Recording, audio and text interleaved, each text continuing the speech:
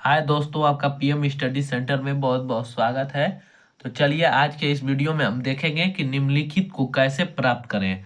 निम्नलिखित को कैसे प्राप्त करें, यह हमारा बोर्ड एग्जाम में प्रश्न 5 अंक में पूछा जाता है, जिसमें कि हमें 5 प्रश्न दिया जाता है और प्रत्येक क्वेश्चन 1-1 अंक के, अर्थात कैसे प्राप्त करें वाले प्रश्न से हमें बोर्ड एग्जाम में 5 अंक मिल जाता है। और इसे आप बोर्ड एग्जाम की दृष्टि से वेरी वेरी मोस्ट इंपॉर्टेंट मानकर चलिएगा, क्योंकि यह प्रति वर्ष बोर्ड एग्जाम में पूछा जाता है कि निम्नलिखित को कैसे प्राप्त करें। तो इसे चलिए आज के इस वीडियो को हम शुरू करते हैं। और निम्न ये हमारे 5 प्रश्न दिए गए हैं और इन 5 प्रश्नों को देखेंगे कि इन्हें कैसे हम प्राप्त कर सकते हैं। और यह प्रश्न हमारे पिछले वर्ष के बोर्ड एग्जाम में पूछे जा चुके हैं। तो हमारा पहला प्रश्न रहा कि क्लोरोफार्म से एसिटिलीन को कैसे प्राप्त करेंगे और एथिल क्लोराइड से ब्यूटोन को कैसे प्राप्त करेंगे। एथिल आयोडाइड से डाई एथिल ईथर को कैसे प्राप्त करेंगे और एथिल एल्कोहल से एथिलीन। और पांचवा हमारा प्रश्न है कि एथिल एल्कोहल से मेथिल एल्कोहल को कैसे प्राप्त करेंगे। ये वाला थोड़ा सा हमारा प्रश्न लॉन्ग है कि एथिल एल्कोहल से मेथिल एल्कोहल कैसे प्राप्त करेंगे।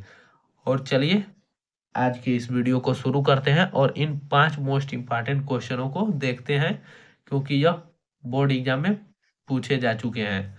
तो हमारा पहला प्रश्न यहाँ पर रहा, पहला प्रश्न कि क्लोरोफार्म से एसिटिलीन को कैसे प्राप्त करेंगे। तो जब क्लोरोफार्म की क्रिया सिल्वर से कराने पर एसिटिलीन बनता है एवं एजीसीएल बाहर निकल जाता है। चलिए इसके रासायनिक समीकरण को देखते हैं। क्लोरोफार्म की क्रिया हम सबसे पहले किससे कराएंगे, एजी से। एजी का मतलब सिल्वर से कराने पर हमारा एसिटिलीन बनता है और एजीसीएल बाहर निकल जाता है। तो क्लोरोफार्म का हमारा सूत्र होता है CHCl3। ये हमारा क्लोरोफार्म। तो जब हम क्लोरोफार्म की क्रिया एजी से सिल्वर से एजी से कराएंगे, सिल्वर से, तो हमारा क्या प्राप्त होगा, एसिटिलीन। एसिटिलीन प्राप्त होगा तथा एजीसीएल बाहर निकल जाएगा। तो एसिटिलीन का हम फार्मूला जानते हैं कि C2H2, ये हमारा एसिटिलीन होता है। एसिटिलीन एसिटिलीन और प्लस हमारा एजीसीएल बाहर निकल जाता है। एजीसीएल बाहर का मतलब सिल्वर क्लोराइड, ये हमारा सिल्वर क्लोराइड।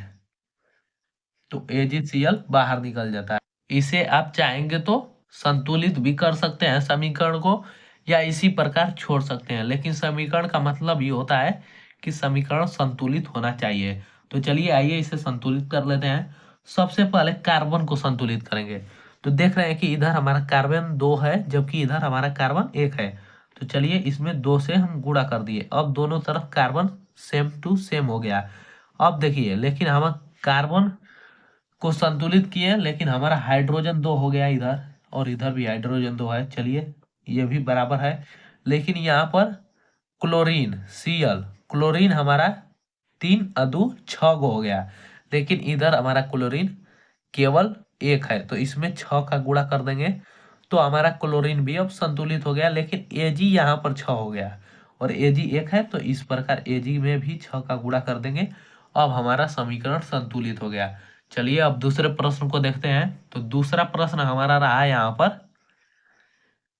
कि एथिल क्लोराइड से ब्यूटेन एथिल क्लोराइड से ब्यूटोन को कैसे प्राप्त करेंगे। एथिल क्लोराइड से ब्यूटेन को कैसे प्राप्त करेंगे। तो जब एथिल क्लोराइड को शुष्क ईथर की उपस्थिति में सोडियम धातु से क्रिया कराने पर ब्यूटेन बनता है। एथिल क्लोराइड की शुष्क ईथर की उपस्थिति में सोडियम धातु से क्रिया कराएंगे तो हमें ब्यूटेन प्राप्त हो जाएगा। चलिए इसके भी रासायनिक समीकरण को देखते हैं। एथिल क्लोराइड, तो एथिल क्लोराइड का हम सूत्र जानते हैं कि C2H5Cl, इसका नाम हो गया एथिल क्लोराइड। तो जब एथिल क्लोराइड की क्रिया हम शुष्क ईथर की उपस्थिति में सोडियम धातु से कराएंगे, सोडियम धातु से मतलब कराएंगे, इससे सोडियम धातु, यहाँ पर इसका नाम भी लिख सकते हैं सोडियम, किसकी उपस्थिति में करा रहा है, तो शुष्क ईथर की उपस्थिति में हम करा रहे हैं। तो यहाँ पर शुष्क ईथर, तीर के ऊपर लिख देंगे शुष्क ईथर, लिखा ही जाता है। तो जब हम एथिल क्लोराइड की क्रिया सोडियम धातु से शुष्क ईथर की उपस्थिति में कराएंगे तो हमारा ब्यूटेन प्राप्त होता है। तो ब्यूटेन का क्या होता है फॉर्मूला, C4H10, C4H10, ये हमारा ब्यूटेन। 2 गुना से 2 अधिक रहता है हाइड्रोजन परमाणु, तो ब्यूटेन और प्लस हमारा बनेगा NaCl। NaCl का नाम बताइए, सोडियम क्लोराइड, मतलब नमक होता है ये हमारा, इसे लिख सकते हैं सोडियम क्लोराइड। तो जब हम एथिल क्लोराइड की क्रिया सोडियम धातु से शुष्क ईथर की उपस्थिति में कराएंगे तो ब्यूटेन प्लस NaCl बनता है। तो चलिए, ये था हमारा दूसरा प्रश्न। अगले प्रश्न को देखते हैं, तीसरा प्रश्न। तो तीसरा प्रश्न हमारा रहा कि एथिल आयोडाइड से die ethyl ether, ethyl iodide से डाई एथिल ईथर को कैसे प्राप्त करेंगे। तो एथिल आयोडाइड को सोडियम एथा ऑक्साइड के साथ गर्म करने पर एथिल डाई एथिल ईथर प्राप्त होता है। मतलब एक बार फिर समझने का प्रयास कीजिए कि जब हम एथिल आयोडाइड को सोडियम एथा ऑक्साइड के साथ गर्म करेंगे, सोडियम एथा ऑक्साइड का मतलब NaOC2H5, मतलब सोडियम एथा ऑक्साइड। तो चलिए इसका समीकरण को देखते हैं, रासायनिक समीकरण को। तो एथिल आयोडाइड का हमारा फार्मूला C2H5I होता है, C2H5I, ये हमारा एथिल आयोडाइड। तो जब हम एथिल आयोडाइड की क्रिया सोडियम एथा ऑक्साइड, मतलब NaO, ये हमारा N है, तो NaOC2H5, मतलब ये हमारा सोडियम एथा ऑक्साइड,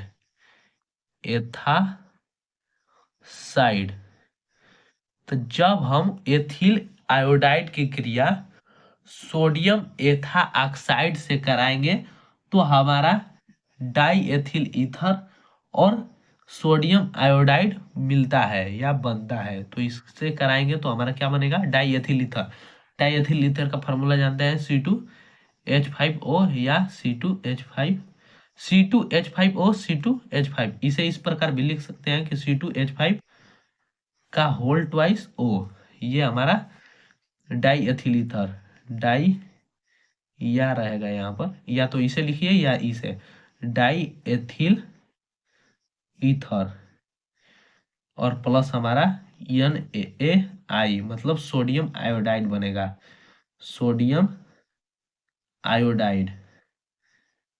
आयोडाइड। तो जब हम एथिल आयोडाइड की क्रिया सोडियम एथा ऑक्साइड से कराएंगे तो हमारा डाई एथिल ईथर और प्लस सोडियम आयोडाइड बनता है। इसे भी आप संतुलित कर सकते हैं, लेकिन इसमें हमें देखने से पता चल रहा है कि दोनों तरफ प्रत्येक अणु कार्बन, हाइड्रोजन, ऑक्सीजन के आपस में और सोडियम के बराबर है। देखिए यहाँ पर C2H5 2 गो है, लेकिन इधर भी C2H5 2 गो है, I एक है, इधर भी I एक है, Na एक है, Na एक है, और ऑक्सीजन भी एक, और दाएं पक्ष में भी ऑक्सीजन एक। तो ये हमारा संतुलित ही है। चलिए चौथे प्रश्न को देखते हैं। तो चौथा प्रश्न हमारा रहा यहाँ पर कि एथिल एल्कोहल से एथिलीन को कैसे प्राप्त करेंगे। तो एथिल एल्कोहल की क्रिया सांद्र H2SO4 के साथ 443 डिग्री केल्विन ताप पर कराने पर हमारा एथिलीन बनता है। 443 डिग्री केल्विन है ये हमारा ताप, 443 डिग्री केल्विन ताप पर कराएंगे तभी हमारा एथिलीन बनेगा, अन्यथा नहीं बनेगा। 443 केल्विन ताप पर या 160 से 170 डिग्री सेल्सियस ताप पर भी कराएंगे तो आपका एथिलीन बनेगा। एथिल एल्कोहल से एथिलीन प्राप्त हो जाएगा। चलिए इसके रासायनिक समीकरण को देखते हैं। तो क्या कह रहा है, एथिल एल्कोहल की क्रिया सांद्र H2SO4 के साथ इतना ताप पर कराने पर हमारा बनेगा एथिलीन बनेगा। तो चलिए एथिल एल्कोहल C2H5OH, ये हमारा एथिल एल्कोहल।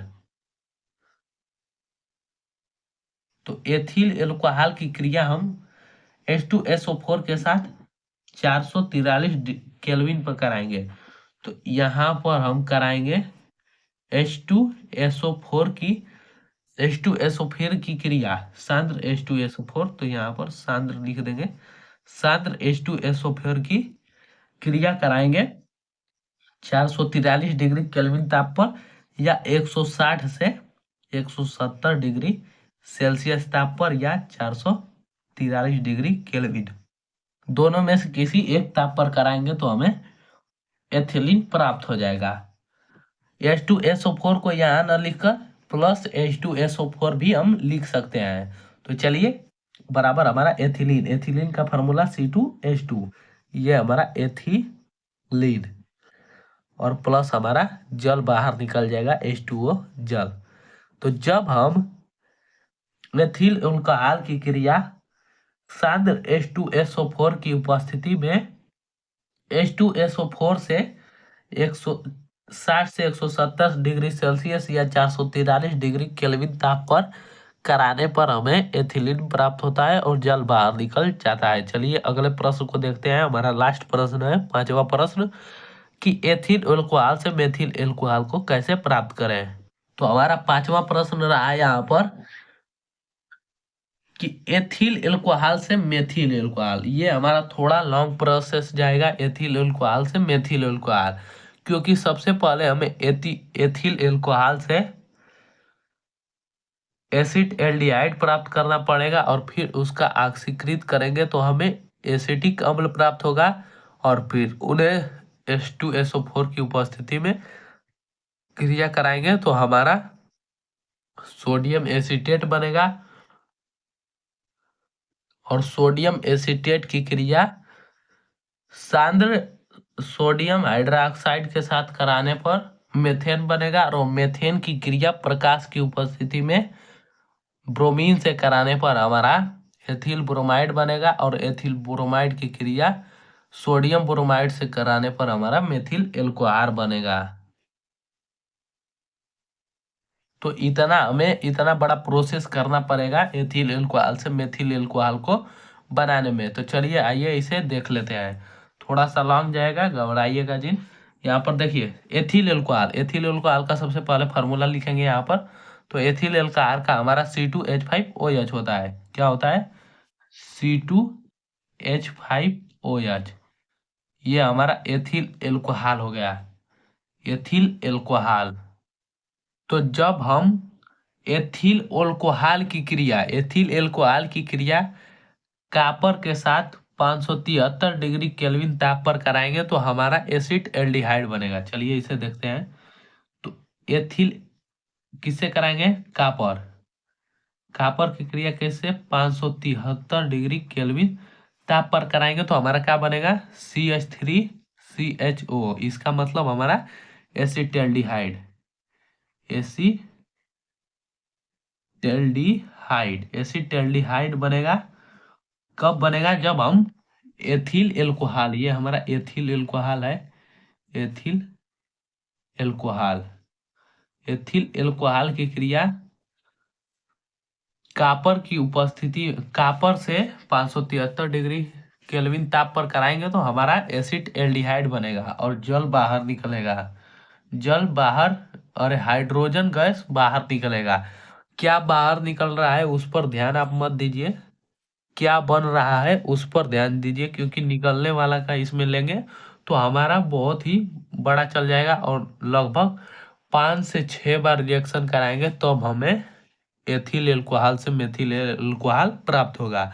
तो देखिए एथिल एल्कोहल की क्रिया जब कॉपर से कराए हैं 573 डिग्री केल्विन ताप पर तो हमारा एसिड एल्डिहाइड बन गया।